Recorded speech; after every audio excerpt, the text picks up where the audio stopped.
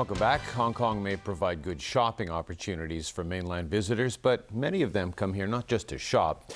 The tourism trade sees new opportunities in the business these visitors might bring and urges the government to provide what they need. Jenny Lam explains. This was the scene at Asia World Expo this past weekend. Hubei, Shenzhen, Shandong. They came from just about every corner of the mainland. They are here to sit the SAT exam, an entry requirement for universities in the United States. That's because on the mainland, only students attending international schools can take the SAT there. So Hong Kong is the alternative for most mainland candidates. The Hong Kong Examinations and Assessment Authority has prepared notices about the SAT in simplified Chinese characters for mainland students and their parents, complete with maps and directions on how to get to the exam hall. Shi Yun-chen is among them. She is spending 4 days in Hong Kong and plans to do some shopping as well while she is here. On her shopping list, some clothes for herself, some makeup for mum, and maybe some handbags. Her budget, including shopping and hotel, is about $26,000. Travel agencies on the mainland are now running exam tour packages for students like Yu Chen. Gao Yanding, whose company runs these tours, says they cost between 6,000 and 7,000 yuan per person. The SAT is just one of many international and professional exams held at Asia World Expo every year. They attract about 100,000 visitors to Hong Kong a year. But they can only choose between 3 hotels on Lantau Island in order to be close to Asia World Expo.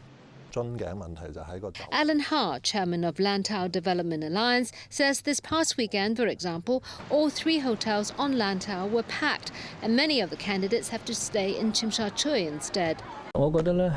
Executive Director of the Travel Industry Council, Joseph Tung, sees opportunities in this group of big consumers.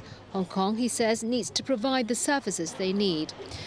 The Tourism Commission says the government has been trying to increase the supply of hotel rooms on Lantau and will speed up the construction of new hotels there. Jenny Lam, TVB News. A doctor found guilty of illegally obtaining patients' personal information and fabricating clinical trial results has been suspended for an entire month. The Medical Council of Hong Kong said despite the serious allegations, no harm was done to the patients involved in this trial. Ronnie Samtani has more details. Dr. Sunny Wong was charged with 6 counts of professional misconduct.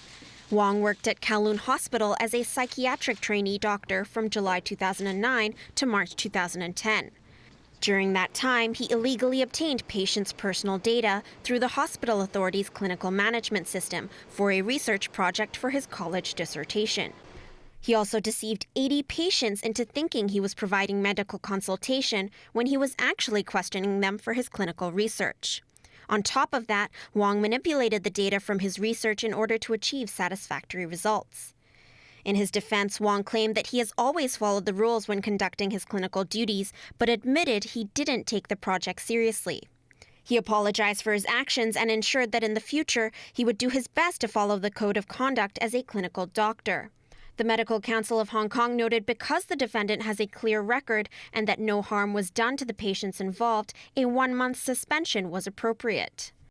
It's our policy, in fact, that any defendant doctor who cooperates with the investigation and essentially pleads guilty, especially from the very beginning when we look at the case from the preliminary investigation committee stage, right after the inquiry, we will give a more lenient sentence.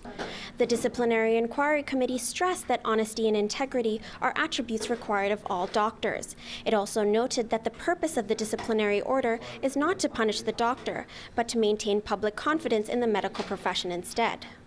Ronnie Samtani, TVB News. An MTR walking race in Central this morning was marred by a protest against increases in train fares. The chairman of the MTR Corporation defended the fares as reasonable, saying they were set in accordance with the fare adjustment mechanism. Kirti Nandwani reports. an uproar against hikes in train fares.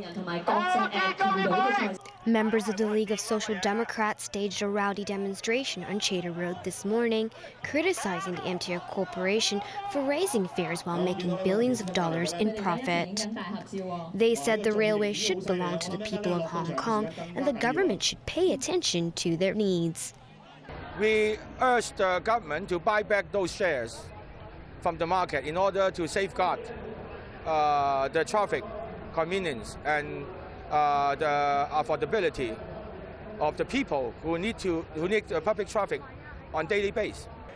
The last fare hike went up by 2.7% in June. It changed under the new system of adjusting ticket prices, which takes into the account of MTRC's annual profit, service performance, and public affordability. Protesters and concern groups handed over petitions to the chairman of the MTR Corporation, Raymond Chen, and Secretary for Transport and Housing, Anthony Cheung, demanding cuts in train fares. The railways company's chairman defended the fares, saying they were set in accordance with the fare adjustment mechanism. He also denied reports that the design of the new South Island line is faulty, saying the design is still being fine-tuned. He assured the public safety is a key priority. Here's a system that carries people in and out, more than 5 million people a day, okay? And I think it's impossible, it's fiscally impossible and humanly impossible to achieve 100%. So I apologize for the 0.1% imperfection that we have. But that's, again, it's unavoidable, but we learn every time we have something that we think that we should do better or we could have improved our procedure. Chen also said the railway company has carried out an investigation into an incident in which a driver was caught on camera trimming his nails while the train was in motion. He promised that the MTR will make sure no similar incidents will happen again. Kirti Nandwani, TVB News. All right, Chris, I heard the Red Sox are celebrating today. Yeah. Well, someone's going to come out of this thing happy, right? Yep. Boston beat the Detroit Tigers 6-5 to level their American League Championship Series at 1 game apiece. As Jameson Wong shows us, the Red Sox bats didn't come alive until late in the game. Down 5-1 in the 8th and looking at an 0-2 deficit in the best-of-7 series, Big Papi came up big with the bases loaded. The grand slam tied the game. It was the 3rd home run this postseason for David Ortiz. Torrey Hunter couldn't quite get to it. He did. It was caught by the bullpen catcher of the Red Sox. And the Red Sox won it in the bottom of the 9th. Jared Saltalamacchia a single to drive in Johnny Gomes. 6-5 the final score. The ALCS even at 1 game apiece. You know, I just try not to do too much, man. You know, like I try to put a good swing on the ball. Like my idea, not a bad. It wasn't just go out there and hit a grand slam. You know, we've been struggling when it comes down to put a good swing on the ball. Those guys, they've been doing an outstanding job, you know, hitting the spot and keeping hitting off of balance. So if I tell you that I was thinking about hitting the grand slam right there, I'm lying to you right now. We're just trying to put a good swing on the ball, and thanks God it happens. As we've seen, we're going to play it to the final out. You know, David so many times has come up big, whether it's regular season, postseason, none bigger than tonight. There goes Victorino. The series now moves to Detroit for games 3, 4, and 5. Jameson Wong, TVB News. There was heightened security for this year's Chicago Marathon after the bombings in Boston 6 months ago. More than 1,000 police officers were spread out along the race route. 45,000 took part in the event under blue skies. Runners passed through nearly 30 neighborhoods and numerous landmarks in the Windy City. As for the elite competitors, Kenyan Dennis Kimeto pulled away with a few kilometers to go. He finished in a time of 2 hours, 3 minutes and 45 seconds. Compatriot Rita Jeptu took the women's race. On the ice now and in the NHL, the Anaheim Ducks celebrated their 20th anniversary in their retro uniforms with a 4-1 win over the Ottawa Senators. Corey Perry scored 2 goals and Jonas Hiller made 30 saves for the team's 4th straight victory. Anaheim racked up a franchise record 56 shots in the game. The Mighty Ducks joined the NHL in 1993. The owners named the expansion franchise after a kids' movie released a year earlier.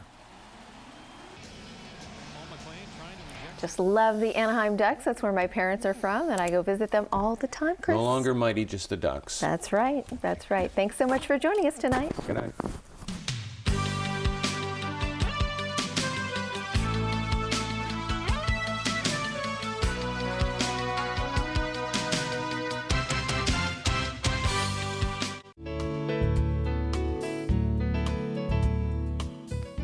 Hello everyone, it was mainly cloudy with a few light rain patches today. At 5 p.m, a ridge of high pressure over southeastern China was bringing a fresh to strong northeast monsoon to the coast of Guangdong. Today's temperatures range from 25.3 to 27 degrees Celsius.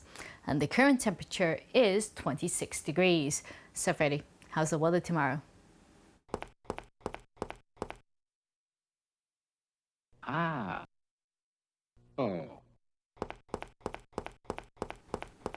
Mainly cloudy with 1 or 2 rain patches. There will be sunny intervals tomorrow.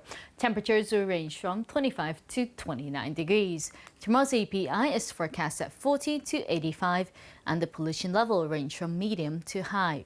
The maximum UV index forecast for tomorrow will be about 8. Now, here's the latest global weather update. Showers in Shanghai, cloudy in Taipei. Showers in Macau and Chengdu. Rain in Seoul and Tokyo. Rain in Ho Chi Minh City, showers in Manila. Showers in Kuala Lumpur, thunderstorms in Singapore. Sunny intervals in New Delhi, sunny in Karachi. Sunny in Cairo, showers in Nairobi. Sunny in Sydney, showers in Brisbane and Auckland. Cloudy in Toronto, sunny intervals in New York. Sunny in Vancouver, San Francisco and Los Angeles. Rain in Paris and Amsterdam, showers in Frankfurt and Zurich. And that's the weather. Have a great evening.